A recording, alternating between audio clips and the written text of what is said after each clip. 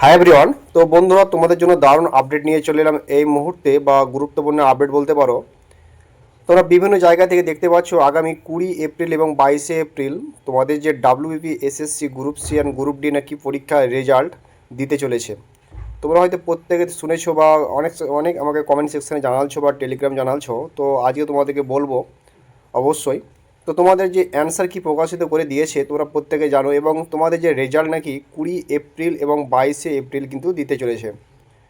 তো সত্যি কি তোমাদের এই যে এই ডেটে কি WB SSC group C group D result প্রকাশিত হতে চলেছে? তো এর মধ্যে সত্য বা সত্যতা কতটা আছে, তো সমস্ত কিছু তোমাদেরকে আপনাদের জানাবো অবশ্যই।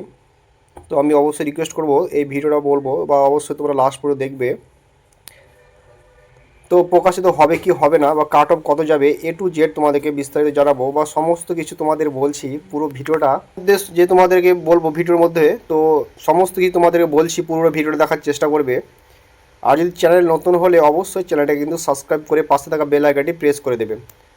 যখনই আমি নতুন ভিডিও আপলোড করব তার নোটিফিকেশান সর্বপ্রথম পেতে অতি অবশ্যই চ্যানেলটাকে সাবস্ক্রাইব করে দেবে বন্ধুরা। তো ফার্স্ট অফ অল তোমাদের এসএসসি গ্রুপ সি গ্রুপ ডির যে কাট অফ সেটা নিয়ে অলরেডি তোমাদের যে আমাদের চ্যানেলে ভিডিও করা রয়েছে, ঠিক আছে? তোমরা যদি না দেখে থাকো তো অবশ্যই বলবো, যারা এখনও দেখোনি ভিডিওটা তো অবশ্যই রিকোয়েস্ট করবো ভিডিওটা একবার দেখে নেবে। অলরেডি আমার চ্যানেলে দেওয়া রয়েছে, ঠিক আছে? তাহলে তোমরা অ্যানালাইজ করতে পারবে যে তোমাদের কাট অফটা কেমন যাবে বা কীরকম তোমাদের আসতে চলেছে, ঠিক আছে? তো দেখো, আমি তোমাদের বলে দিয়েছি যে মিনিমাম তোমাদের গ্রুপ সি যে তোমাদের 38 কাট অফ যাবেই, ঠিক আছে? আমি তোমাদেরকে বলেছি যে 36 থেকে 38-এর মধ্যে তোমাদের কাট অফ থাকবে ইয়ারের। তো বাদ বাকিটা বা আদার্স যেগুলো রয়েছে তোমাদের হিসাব করে নেবে, 36 থেকে 38 যাবে, ঠিক আছে? তার তোমাদের যে গ্রুপ সির ক্ষেত্রে যারা যারা 55+ পাচ্ছ বা 55+এ তারা কিন্তু নেক্সট স্টেপের জন্য কিন্তু ডাক পাবে।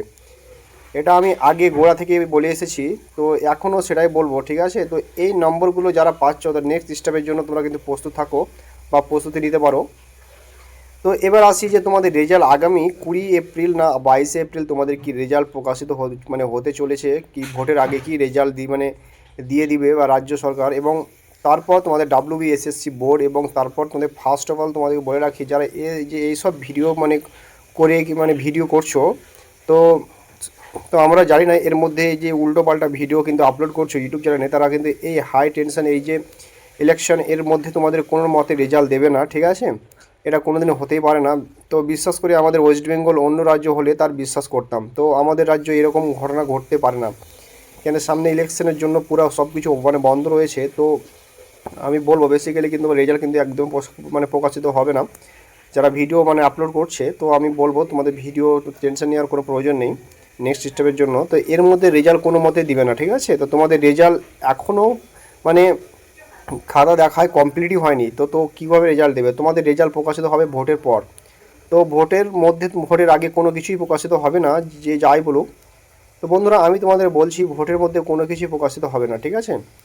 তো ভোটের পর তোমাদের রেজাল্ট কিন্তু প্রকাশিত হবে। তো কোন রেজাল্ট ভোটের পর তোমাদের রেজাল্ট প্রকাশিত হবে? তো তোমরা যে মে মাসে তোমরা রেজাল্ট পাবে, ঠিক আছে?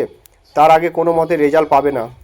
আমি এটুকুনে বলছি, এতে ভালো হয়ে যায়নি তো আমাদের রাজ্য সরকার কিংবা এসএসসি বোর্ড যে তোমাদের রেজাল্ট এত তাড়াতাড়ি এত তোমাদের জয়নিং করানোর জন্য বা খুবই তৎপর হয়ে আছে। তো ফালতু জিনিস নিয়ে তোমাদের কিছু বোকা বানাচ্ছে ভিউজের জন্য, বা বেসিক্যালি তোমাদের যে ভিডিওটা করছে আর কিছুই না, ঠিক আছে? তো তোমাদের চিন্তা করার কিছু নেই, তোমাদের রেজাল্ট ভোটের পরে সমস্ত কিছু আসবে, আমি অলরেডি বললাম।